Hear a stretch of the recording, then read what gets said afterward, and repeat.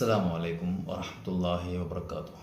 അൽഹംദുലില്ലാഹി റബ്ബിൽ ആലമീൻ. അസ്സലാത്തു വസ്സലാമു അലാ അഷ്റഫിൽ മുർസലീൻ വഅലാ ആലിഹി വസഹ്ബിഹി അജ്മഈൻ വമൻ തബിഅഹും ബിഇഹ്സാനിൻ ഇലാ യൗമിദ്ദീൻ. പ്രിയമുള്ള സഹോദരങ്ങളെ, ഇന്ന് സൂറത്തുൽ ബഖറയിൽ 61-ാമത്തെ ആയത്ത് ഞാനങ്ങനെ ഓതിയപ്പോൾ 60-ാമത്തെ ആയത്ത് അതിൽ ഓതിയപ്പോൾ കണ്ട ഒരു കാര്യം നിങ്ങളുടെ കൂടെ ശ്രദ്ധപ്പെടുത്തുകയാണ്. അഊദു ബില്ലാഹി സമീഉൽ അലീം മിനശ് ശൈത്വാനിർ റജീം. ബിസ്മില്ലാഹിർ റഹ്മാനിർ റഹീം.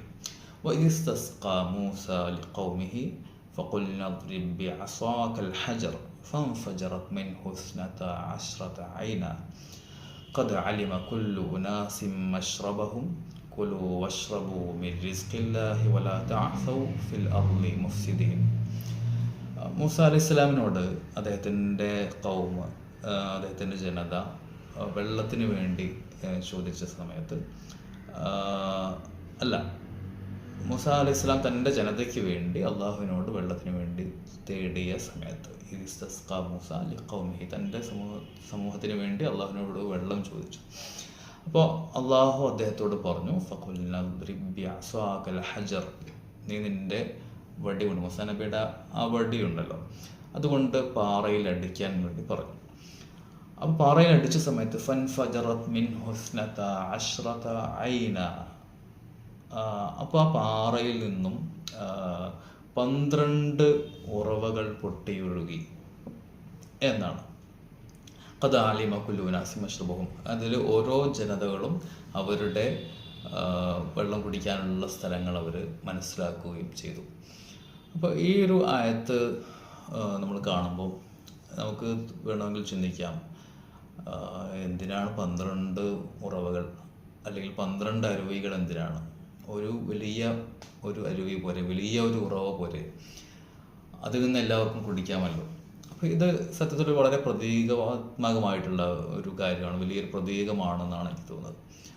അത് സമൂഹത്തിൽ നമ്മൾ ഒരുമ, ഐക്യം എന്നൊക്കെ പറയുമ്പോൾ എല്ലാവരും ഒന്നായിരിക്കുക, എല്ലാ അർത്ഥത്തിലും എല്ലാ കാര്യങ്ങളിലും ഒന്നായിരിക്കുക. അപ്പോൾ നമ്മുടെ നാട്ടിലൊക്കെ അത് കൂട്ടിയിട്ട് എല്ലാവർക്കും ഒരേ ഭക്ഷണം, ഒരേ വസ്ത്രം, അല്ലെങ്കിൽ ഒരു ഭാഷ, ഒരു തിരഞ്ഞെടുപ്പ് എന്ന ലെവലിലേക്ക് പോകുന്നുണ്ടല്ലോ. അത് രാഷ്ട്രീയമായിട്ട് മാത്രമല്ല, നമ്മൾ ദീനകത്താണെങ്കിലും ഉമ്മത്തിനകത്താണെങ്കിലും നമ്മൾ ഒരുമയും ഐക്യം ഉണ്ടാവണമെങ്കിൽ എല്ലാവരും പരിപൂർണമായും നമ്മളായിരിക്കണം, നമ്മളെപ്പോലെ തന്നെ ആയിരിക്കണം. അങ്ങനെയാണെങ്കിൽ പരസ്പരം കൊടുക്കൽ വാങ്ങലുകളും ഐക്യവും സ്നേഹമൊക്കെ പറ്റുള്ളൂ എന്നുള്ളൊരു ധാരണ ഉണ്ടെങ്കിൽ ആ ധാരണയെ തിരുത്തി കുറിക്കുന്ന ഒരു വചനമായിട്ടാണ് ഈ വചനത്തിന് എനിക്ക് തോന്നുന്നത്. അപ്പോൾ ബനു ഇസ്രായേലിൽ 12 ഗോത്രങ്ങളുണ്ട്. യാക്കൂബ് അലൈഹി ഇസ്ലാമിൻ്റെ 12 മക്കളിൽ നിന്നും ഉത്ഭവിച്ചു വന്നിട്ടുള്ള 12 ഗോത്ര വിഭാഗങ്ങൾ ബനു ഇസ്രായേലിലുണ്ട്.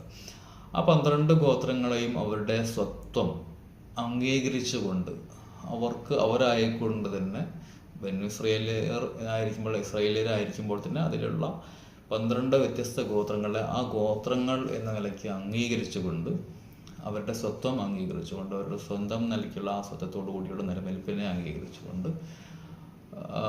അവർക്ക് അവരുടെ ഇടങ്ങൾ അനുവദിച്ചു കൊടുത്തുകൊണ്ടുള്ള ഒരു നിലപാടായിട്ടാണ് നമുക്കിതിനെ മനസ്സിലാക്കാൻ പറ്റുക. 12 അരുവികൾ അല്ലാഹു സുബ്ഹാനഹു വ തആല അവർക്ക് വേണ്ടി വെവ്വേറെ ഒരുക്കി കൊടുത്തു എന്നുള്ളതാണ്.